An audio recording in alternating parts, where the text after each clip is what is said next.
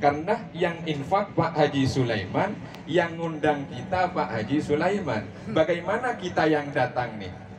Kira-kira masuk mana? Tenang.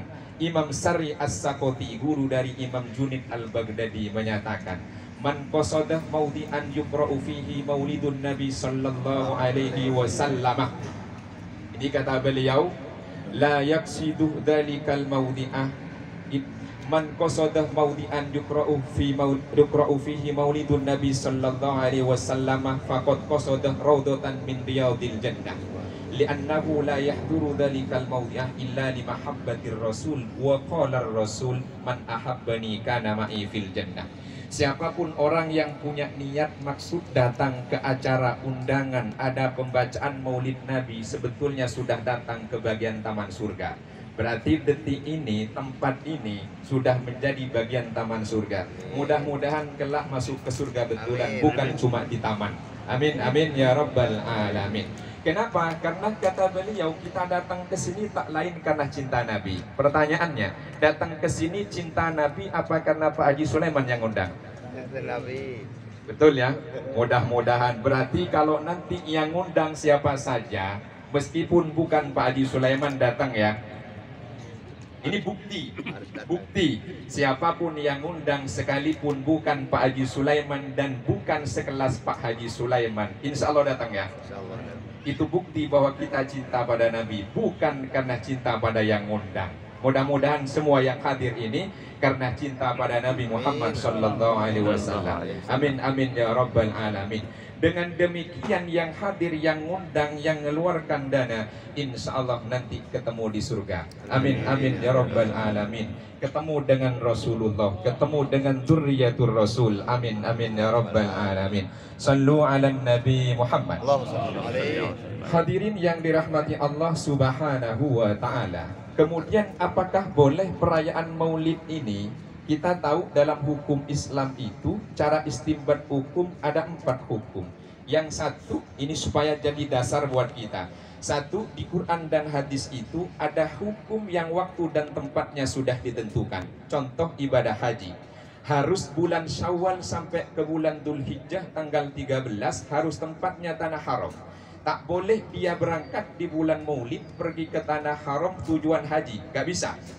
Atau dia pergi di bulan Dzulhijjah, bulan Syawal bikin miniatur Mekah Madinah di Bogor, berangkat ke Bogor, gak boleh. Ini namanya cara memahami hukum. Jadi ada hukum dalam Al-Quran yang waktu dan tempatnya diatur. Contoh ibadah haji. Yang kedua, ada hukum yang tempatnya diatur, waktunya bebas. Contohnya umroh. Umroh boleh kapan saja, tapi harus di tanah haram. Tak boleh di Bangkalan dan Sampang. Gak boleh. Yang ketiga, ada yang namanya ibadah, waktunya diatur, tempatnya bebas. Contoh puasa dan sholat. Kita boleh sholatnya di masjid, boleh puasa di Madura, boleh sholatnya juga di rumah, boleh puasa di Mekah, boleh puasa di Jakarta. Tak diatur tempatnya. Tapi yang keempat paling banyak adalah ibadah itu tempat dan waktunya tak diatur. Baca Quran ibadah bukan? Diatur tidak waktunya. Sedekah ibadah bukan? Diatur tidak waktunya. Muji Nabi ibadah bukan? Benar ibadah. Kalau ditanya dalilnya apa? Allah mengatakan wa innaka la'ala khuluqin adzim. Jika Allah saja memuji Nabi, bagaimana mungkin kita tak mau dan merasa tak layak untuk muji Nabi? Dengan demikian Allah memuji Nabi harus dicontoh, bahwa kita umat Nabi lebih harus memuji Nabi. Dengan demikian pujian-pujian kepada Nabi termasuk bagian dari ibadah, waktu dan tempatnya tak diatur. Apakah ini masuk bagian yang boleh? Apakah hal baru? Tidak.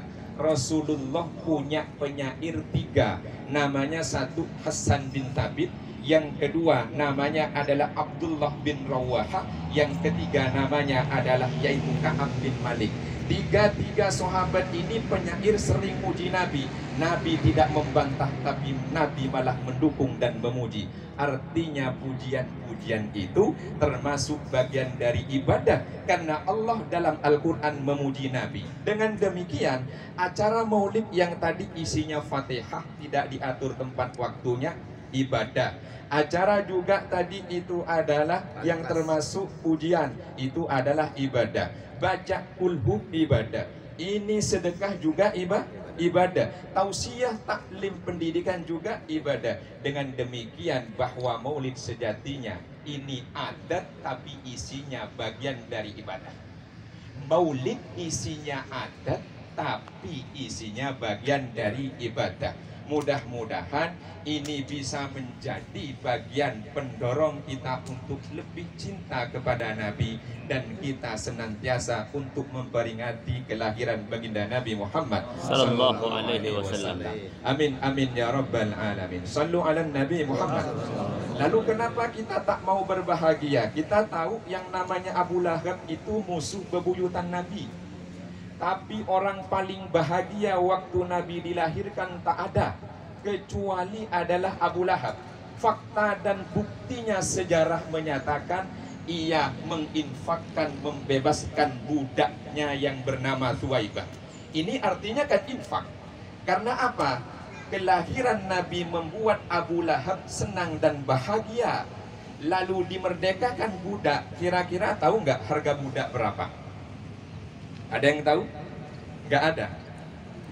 Harga budak itu kalau dikurs ke rupiah kira-kira hari ini, dulu Bilal bin Rabah radhiyallahu anhu saat dibebaskan oleh Abu Bakar, kurs rupiah hari ini kira-kira 150 juta lebih. Berarti kalau Thuwaibah kurang dikit kira-kira 140 juta. Karena bahagia dan senang mendengar kelahiran baginda Nabi. Itu kelas Abu Lahab. Nggak tahu kelasnya kita nih. Tiap kali maulidan itu kira-kira berinfak untuk merayakan maulid Nabi karena senang bahagia, apa cukup datang saja? Itu pertanyaan kita nih. Sedangkan Abu Lahab berinfak memerdekakan budak yang bernama Thuwaibah. Berarti pembuktian senangnya kita atas kelahiran Nabi kalah dengan kesenangan dan kebahagiaan Abu Lahab. Karena terang-terangan memerdekakan Thuwaibah. Sekalipun nanti Abu Lahab itu dijustifikasi oleh Allah sudah masuk tabbat yada Abi Lahab wa tab. Tapi riwayat menyatakan Abbas radhiyallahu anhu atau riwayat lain Ibnu Abbas radhiyallahu anhuma bahwa Abu Lahab tiap hari Senin mendapatkan keringanan siksaan karena pernah senang bahagia atas kelahiran Nabi. Sekelas Abu Lahab, kira-kira kita ada keringanan tidak di hari apa, Pak? Ini pertanyaan nih. Kita kira-kira keringanan dapat siksaan itu hari apa? Kalau Abu Lahab jelas hari Senin.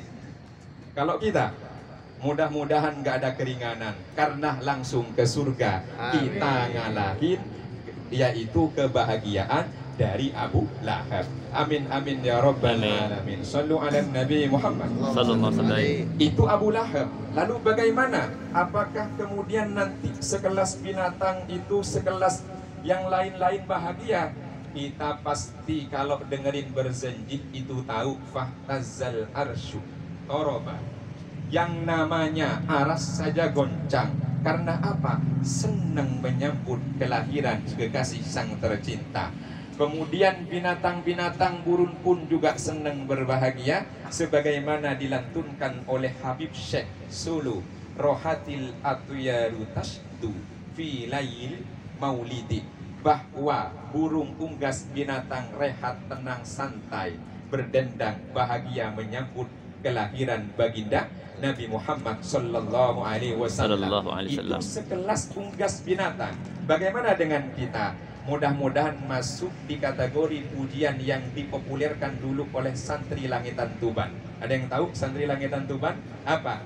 Ulidal musyarraf, bahwa telah terlahir yaitu orang mulia dan dimuliakan, orang yang terpuji dan dipuji. Siapa? Yaitu Rasulullah sallallahu alaihi wasallam. Fi Rabiul Awwal, fi Rabiul Awwal. Wal qalbu yakhfaku, hati bergetar. Itu syair pujiannya.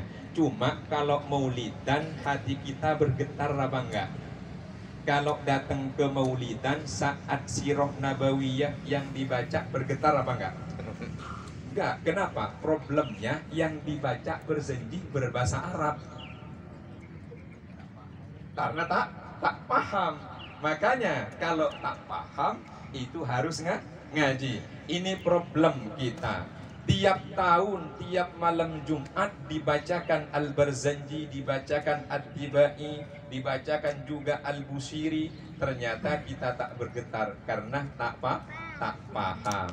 Ini berarti harus diadakan pengajian tentang Al-Barzanji, tentang Ad-Dibai, karena bentuknya bukan saja sirah tapi juga ada pujian buat Nabi Muhammad sallallahu alaihi wasallam. Sallu ala Nabi Muhammad. Hadirin yang dirahmati Allah Subhanahu wa taala.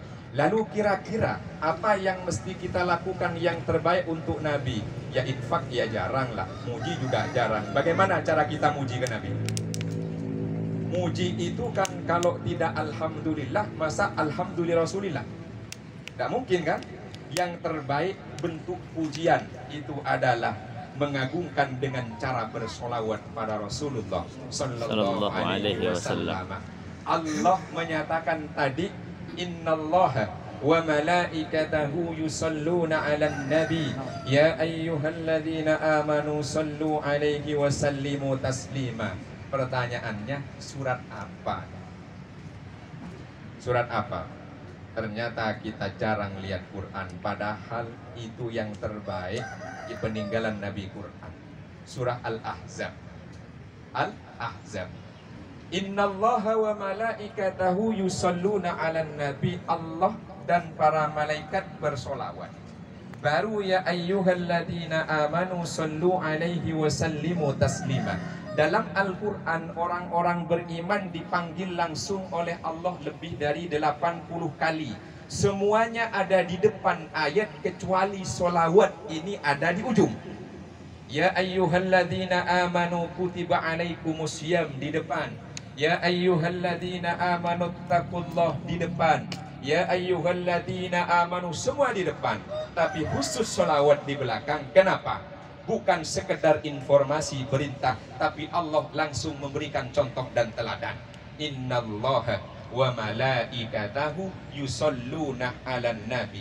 Contoh dulu, teladan dulu, ada bukti dulu tentang pentingnya solawat. Baru ya ayyuhalladzina amanu, hai orang beriman bersolawatlah kepada Nabi. Watas wasallimu taslima. Yang menarik pertanyaannya, kita bersolawat sehari semalam berapa banyak? Berapa banyak bersolawat? Minimal solawatnya saat sholat minimal. Ini kalau nggak pernah solawat tiap hari berarti sholatnya dipertanyakan. Nah, yang menarik kita pakai linguistik karena banyak santri. Ayat yusalluna 'alan nabi itu fi'il mudhari' sudah jadi al-af'alul khamsah. Yusalli, yusalliyani, tusalliyani, yusalluna, tusalluna, tusallina. Karena af'alul khamsah fi'il mudhari' maka berfaidah adalah litajaddud wa tikrar, yaitu terus menerus berlangsung dan keberulangan. Berarti Allah dan malaikat yusalluna 'alan nabi bukan cuma pernah, tapi terus menerus berkesinambungan berselawat kepada Rasulullah. Kita umatnya jarang bersolawat. Berarti perintah solawat ini tiru Allah dan malaikat saja itu bersolawat berkesinambungan terus menerusan. Maka kita yang jadi umat Nabi Muhammad harusnya terus menerus untuk bersolawat kepada Rasulullah Sallallahu Alaihi Wasallam. Mudah-mudahan kita termasuk bagian orang yang senang bersolawat. Amin. Karena dengan solawat Nabi kenal kita. Karena dengan solawat sinyal Nabi nyambung dengan sinyal kita. Sehebat apapun orang ibadah, kalau dia tak pernah solawat, sinyalnya lemah dan kurang. Cek di kitab Mukasyafatul Qulub, seingat saya karya Hujjatul Islam Imam Ghazali menyatakan, singkat, ada seorang ulama ahli ibadah mimpi kedatangan Nabi, padahal pasti Nabi, tapi dia nyapa Nabi kemudian tak nyapa balik. Kenapa? ternyata berikutnya tanya ke gurunya, karena rajin ibadah jarang bersolawat. Setelah rajin bersolawat tidur mimpi lagi, bukan dia yang nyapa, Nabi nyapa duluan. Allahu Akbar. Artinya orang yang bersolawat rutin istiqomah, sinyalnya kuat kepada Rasulullah Sallallahu Alaihi Wasallam. Kita kan tidak tahu nih, nanti umat Nabi kan paling banyak. Kalau kita mau nyapa Nabi, dikenal Nabi apa? Satu-satunya sinyal paling kuat adalah solawat. Ini paling penting untuk kita terapkan. Orang baca solawat pasti zikir pada Allah karena ada lafaz Allah. Tapi orang kalau berzikir asma Allah belum tentu dia nyebut nama Nabi dan bersolawat pada Rasulullah Sallallahu Alaihi Wasallam. Nih kira-kira sudah apa? Terus Lanjut. sudah, pesannya sebetulnya jangan lama-lama. Sudah Pak Jihad.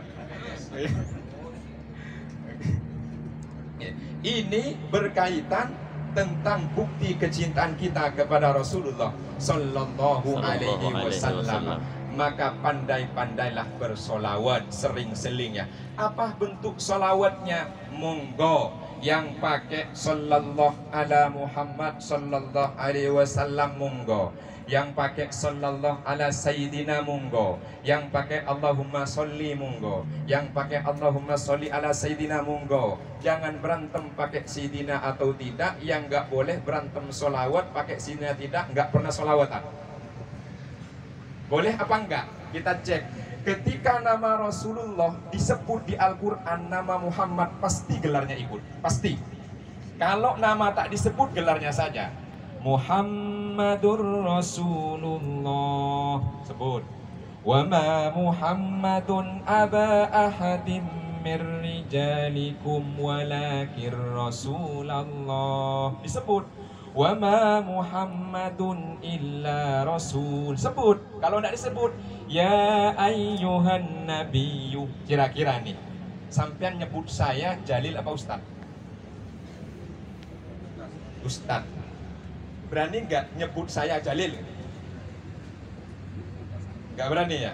Nggak ada saya. Mohon doakan saya. Saat menyebut nama saya di doa bapak-bapak, nyebut Jalil apa tetap pakai Ustad? Tetap pakai Ustad ya? Mohon maaf, beliau kan nih Duriyatur Rasul, Habib Fatih. Bisa nggak? Kita boleh nggak? Fatih, gimana kabarnya? Sopan nggak nih? Sopan? Nggak sopan? Kalau Pak RT saja disebut RT-nya, Pak Ustadz saja disebut Ustadz, Pak Yai disebut Yai, Habib disebut Habibnya, kenapa Rasulullah kita tak boleh nyebut Sayyidina? Ana Sayyidu waladi Adam. Monggo yang pakai Sayyidina monggo, yang tak pakai Sayyidina monggo. Yang nggak boleh tadi berantem Sayyidina tidak, jarang bersolawat. Itu yang tak ada sinyal ke Rasulullah Sallallahu Alaihi Wasallam. Mudah-mudahan kita termasuk orang yang cinta pada Nabi dengan bukti bersolawat. Amin ya Rabbal Alamin. Teladan satu saja pakai syairan berjanji. Biasanya kita baca yaitu satu, marro'a wajhaka yas'ad. Tadi baca qalbi yahinnu ila Muhammad. Hatiku ini rindu pada Muhammad. Betulkah rindu kita pada Rasulullah? Kalau betul-betul rindu, ayo sering sebut nama beliau. Tentunya jangan dikir kayak Allah. Ya Allah, ya Rahman, ya nyebutnya ya Muhammad, ya Rasulullah. Tapi Allahumma sholli ala Sayyidina Muhammad. Itu bentuk kerinduan kita, pembuktiannya. Man ra'ah wajhaka yas'ad. Siapapun wahai Nabi yang lihat wajahmu pasti senang dan bahagia. Itu Rasul. Wajahnya saja sudah bikin orang tenang dan senang. Kalau Abu Lahab, orang punya kesenangan bahagia dari rumah, ketemu di luar tidak senang, langsung senap. Pertanyaannya, kita sebagai umat Nabi ini sering menampilkan wajah menyenangkan apa bikin orang gregetan? Ya mau ustadz, mau kiai, karena contohnya harus Nabi. Mau ustadz, mau kiai, mohon maaf, sekalipun duriyah Nabi, karena Nabi itu satu-satunya teladan berdasarkan ketokohan yang tak boleh dibantah. Yang selain Nabi masih boleh dibantah. Selama sesuai maka diikuti, tak sesuai jangan diikuti, tapi tetap dihormati. Satu-satunya yang layak jadi teladan, laqad kana lakum fi rasulillah uswatun hasanah. Tidak ada ayat laqad kana lakum fil ustadi uswatun, laqad kana lakum fi kiai wasul. Enggak ada. Yang ada Rasulullah satu-satunya. Ucapan, wajah, penampilan, tutur kata, semua layak jadi teladan. Kalau kita ntar dulu, sekarang saya lagi bagus, belum tentu nanti di suatu tempat. Sekarang kita lagi enak, belum tentu nanti di suatu tempat. Dengan demikian tiru Nabi.